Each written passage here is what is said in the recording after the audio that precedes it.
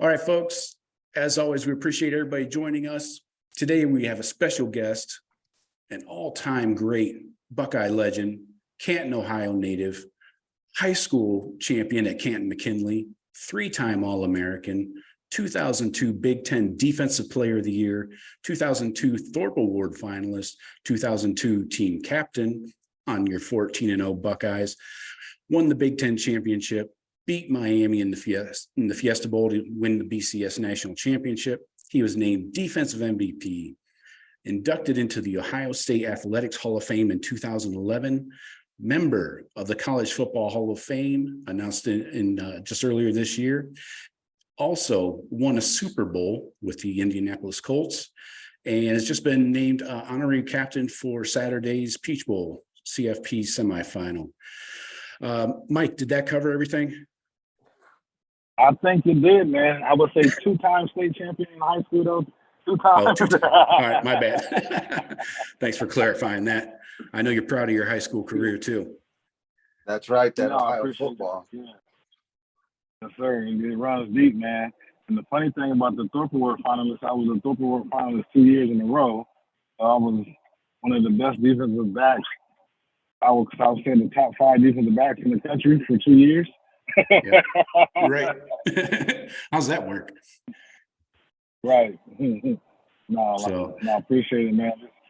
A lot of fun, but team awards and great teammates and coaches that allowed me to, help our team and be successful at a high level. It was crazy when you run on those stats back sometimes. It's humbling, it's a humbling experience to really think all that happened. Right. And what I liked about your game, Mike, is you brought a level of physicality. Not only were you a playmaker on the ball, and getting picks, fumbles, strip sacks, things like that, but you were bringing the wood from deep. And I wonder how you feel about today's game with the targeting rule. And it seems like especially college games, you're seeing multiple targeting flags and things like that. How do you feel about the level of physicality today?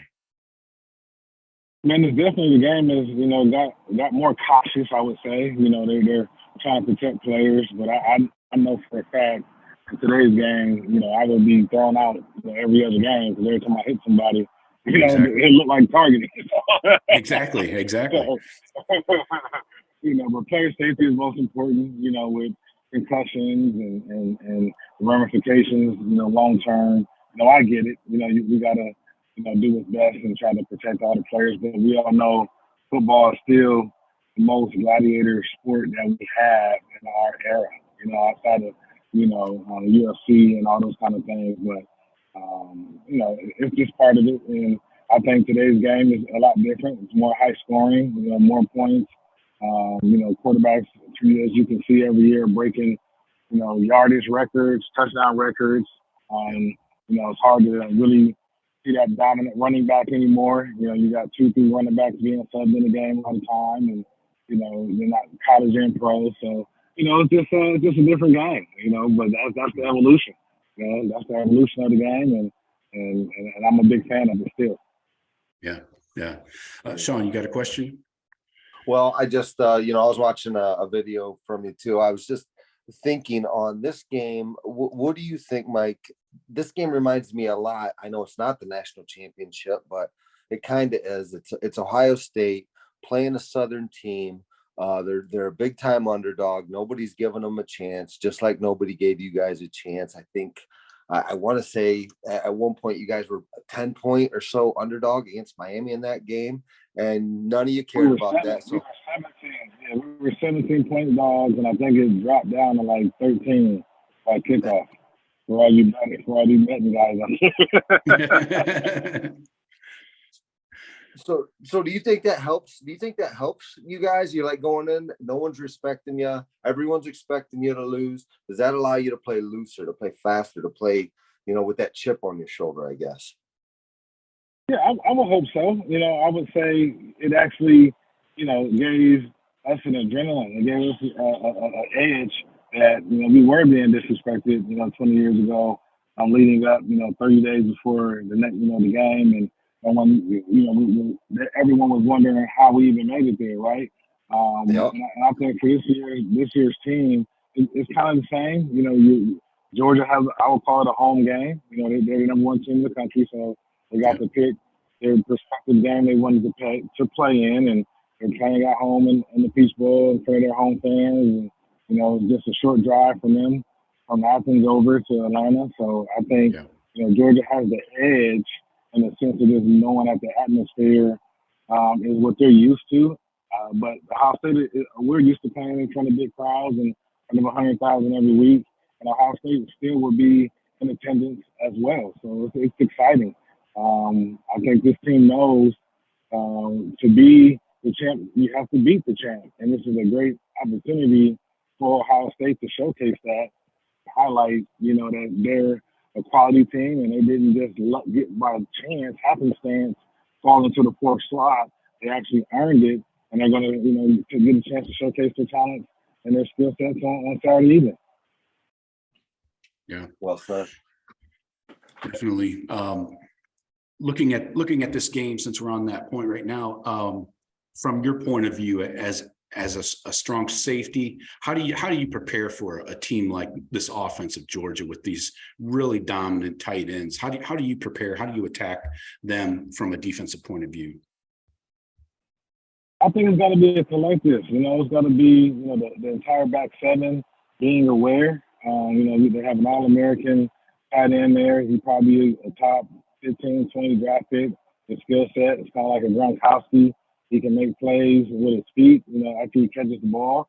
So, you know, I would say for us, you know, they're big in stature, so we got to play bigger, you know, a little bit in the sense there's going to be some jump balls and, you know, defending, you know, high pointing, you know, the ball while it's in the air. So, you know, I think for us, you know, it's got to be the entire back seven just being aware. You know, you have 30 days at least to prepare for this opportunity. And you got to, you know, from tape study, collectively just communicating. You know, you got to be able to communicate out there. And once the play develops, trust what you see and go make a play. You know, let's just not stand back and be reserved and, hey, he catches it and we try to make a tackle. If the ball's in the air, we got to attack it and believe it's ours as well and want to make plays on the ball. Right. Do you think they bracket these tight ends, at least one of them, like Bowers, with a linebacker and safety? How do you think the Buckeyes defend them? It's, like I said, it's going to be a collective. You know, you're going to probably throw some man-to-man on them. You're going to probably have a guy over top. I mean, let's not forget they got some stud receivers out there on the edges as well. So we cannot just, you know, try to hone in on Bowers. We just have to be aware in their favorite sets. You know, when they come out in certain personnel, that Stinson is going to be looking to capitalize on Bowers' talents, and we got to be aware and cognitive of that opportunity and believe that we can go make that play because we have had the entire 30 days. Like, you know, when we played that team, Miami, we looked at every game. I watched every game that they played. We talked about it. We communicated. We ran through our play calls. And when they actually came out into the field on the game and they lined up, we were already calling their plays out. We couldn't believe it. They were just running their plays like it was normal. They didn't scheme us up. They didn't try anything new. They just felt that they were the superior team. And, you know, and I'm hoping Georgia does the same. Hey, we're just better than you guys. We're just going to do what we normally do. And Ohio State steps up to the chance, steps up and decides that, oh, my God, did they really just line up? And what I've seen them line up in all year, if I was really just running a drag route across the middle, they can't be, you know, like, but you still have to go execute, right? You got to be a player with a strong mindset that you believe that you can make the play and go make it. Yeah, this isn't going to be practice against a scout team, right? Right, but our scout team is 4 or 5 star receivers all across the board. So if I'm, you know, Jim knows, I'm putting our redshirt freshman receiver who's a 5-star at tight end just because I want him to give us a look that a speed, you know, and size that, hey, you know, this guy, this tight end Bowers is going to be moving. So you guys got to be prepared. He's not just a big body. He's an athletic basketball type style player who can go make plays, but we can go make plays too. Exactly. Go ahead, Sean. Well, I was just gonna ask Mike, any chance you can get an extra year from COVID, get some eligibility? We can use some depth. Unfortunately not. I'll say, unfortunately not. These knees hold up, and my wife would tell you. They'll have me out there trying to run around like as a former shell of myself, and that would not be a good look.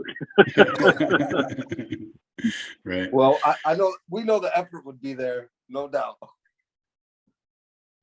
Right. I mean, I would try my hardest, but at the end of the day, man, it's a young man's game. You all know it. It's a young man's game. I mean, I'm still surprised Tom Brady is still going at it at such a high level.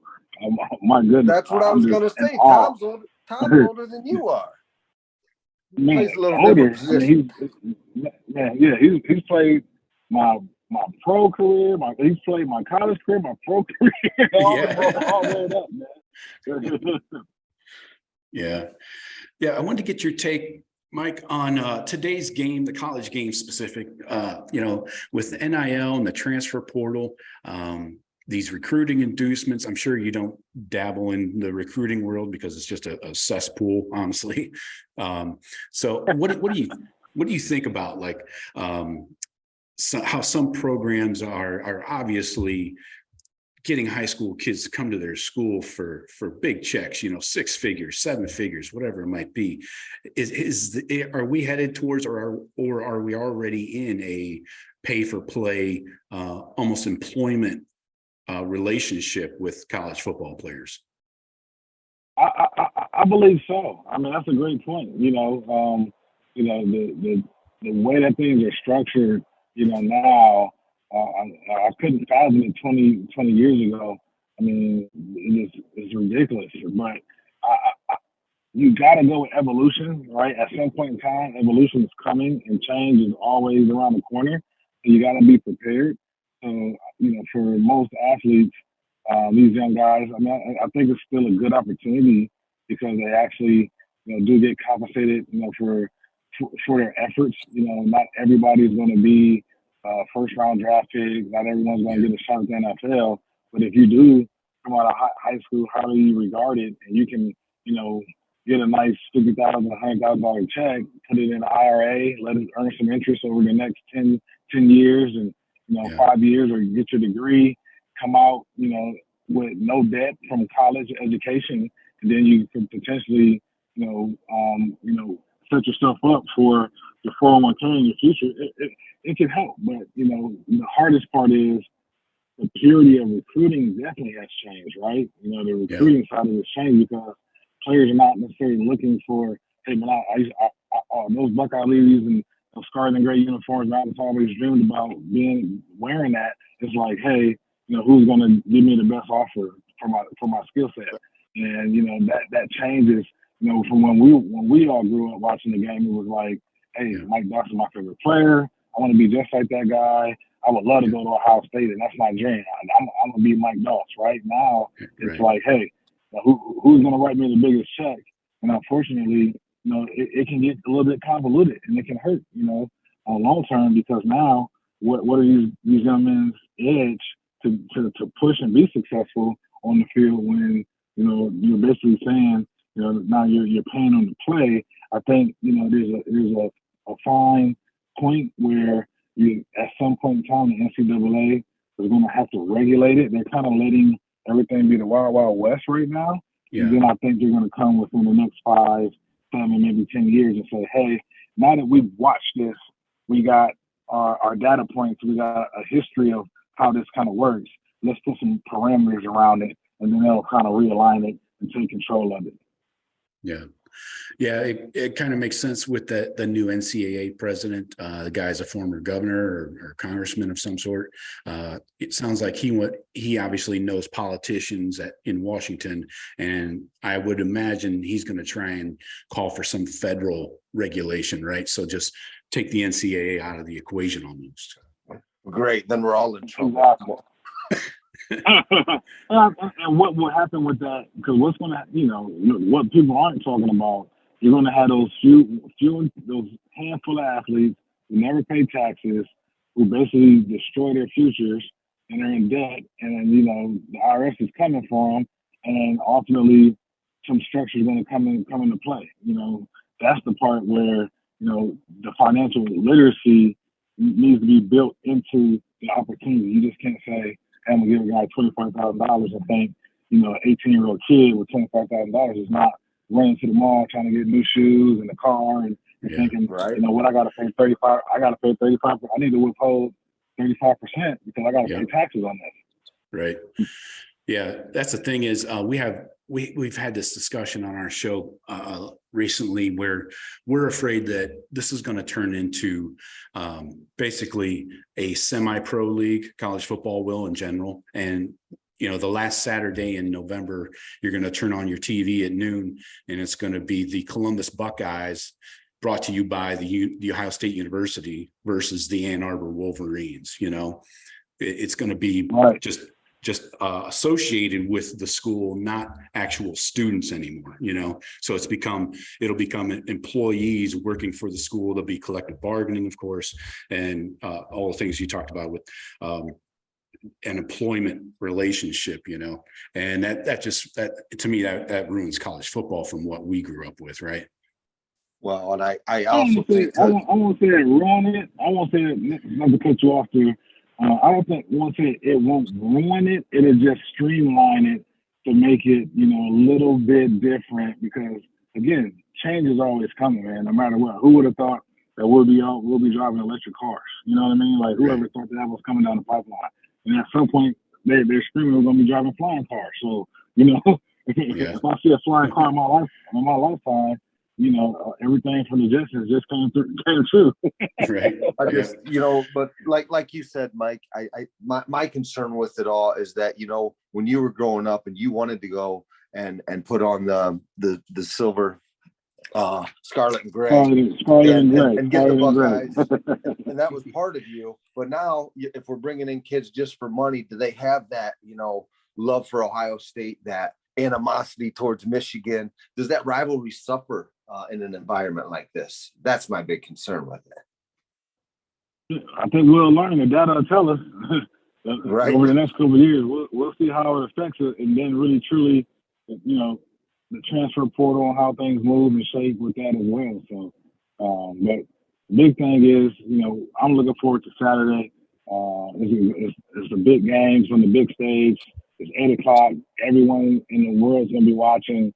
It's a great platform for these athletes to showcase their talents. It's a great platform for Ohio State to go out and rebound from that loss against that team up north. But most importantly, it's a chance that, if you beat the defending national champion, you're going to play for a national championship and have the opportunity to get a potential rematch against that team up north in the national championship. That's a great storyline that we all never saw coming. Oh, man. Give me that. We'll all sign up for that. Yeah. Well, just one more question before we get you out of here, Mike. I really appreciate your time again. First, two questions. Do you have a classic Jim Tressel story, or just even one of his famous sayings or quotes? Too many. Coach Tressel, man. I was cracking up. I mean, we called him Senator Tressel. As players, he was Senator Tressel because he just carried himself so dignified and then respectfully, and he never gave the wrong answer, and he never gave too much information. So he was always kind of keen on just giving you the media enough without giving them everything. But I would say, the best thing about Coach Tressel was he changed the landscape of Ohio State football when he made it known that the game against that team up north was highly coveted by him. Highly coveted, and he made it important to where what he did, he went to every school, the city schools and the neighboring suburban schools, and he had every kid and the sixth grade and under write or draw a picture of good luck or beat that team up north, draw, and it was plastered on our wall. So when we came into our facility Sunday morning for our first, for the game week, we walked in, everything, the posters, the Willie Hayes posters, the Heisman Trophy picture, anything it was all covered. It was all from elementary school kids, local kids. That's awesome. Saying, we know the community's behind you, the state's behind you. This is important to us. Beat that team up north, and we took it personal. We took it personal, and he made it very personal. And not that it wasn't personal under Cooper, it just was a different feeling when Tress came in and established, his brand. And to get 2 victories against those guys was huge for me to finish 500 in my career against that team up north. Yeah, a couple of pairs of gold pants always looks good. Last question, we'll get you out of here. Last question, I promise. Can we get a score prediction on this Peach Bowl game? Man, I was asked that question earlier. I think, it's going to be a high-scoring game. I think both offenses are going to, come out on fire. Usually it takes a second for the defense to catch up. Just knowing you had this big layoff, but if the offenses can come out and execute, you got 2 top 10 offenses, and I think our defense is maybe 13th in the country in scoring, and Georgia may be like 9th in defensive scoring. Whoever can come up, win the turnover margin, that's going to be huge. I think if our team can play well and put it together in all 3 phases of the game, we haven't done that in a while. Completely, all 3 phases is playing great together. It'll be a great showing, and my prediction was around 38-31, 40-33, something like that. Mm-hmm. Where it's going to be I think it's going to get over. It's going to get into the 30s, but whoever can come up with a decent stop late is going to make the difference in the ball game. I agree. I think the Buckeyes really need to get at or over 40. I'm right there with you. Yeah, I just think, with all that talent, you got a lot of NFL talent that'll be on that field, and they'll be all wanting to showcase very well and play hard. And they know what's at stake. I mean, it's a berth in the national championship. Georgia's already had the taste of winning one last year. Now, we'll see what our squad is made of. And this is a huge game for Ryan Day's resume to get a big win against the defending national champion, coming off a loss against that team up north, knowing that you had the opportunity to play for a national championship and then potentially get redemption against that team up north. So there's a lot, there's a lot at stake here. And I'm just excited that, it's New Year's Eve and everyone in the world will be watching. I'm excited just being a fan of the game. Awesome. Anything else, Sean? You good? No, just Mike, appreciate it. Have a great time. Motivate the troops down there. And they couldn't have picked a better guy to be the captain. No, I appreciate that, man. And, hats off to College Football Hall of Fame, hosting myself and all my other honorees this weekend, and Peach Bowl. Atlanta's doing a great job, hosting both teams this weekend, and it's going to be a great time. The weather's turning, so it looks like, I just can't wait to we drop the ball there in Atlanta at midnight, and the Buckeyes are headed to LA. I'm just going to be ecstatic. Yeah, I can't wait. Mike, as always, we appreciate you, and take care and drive safely. No, I appreciate it, man. Go Bucks. Yep, go Bucks.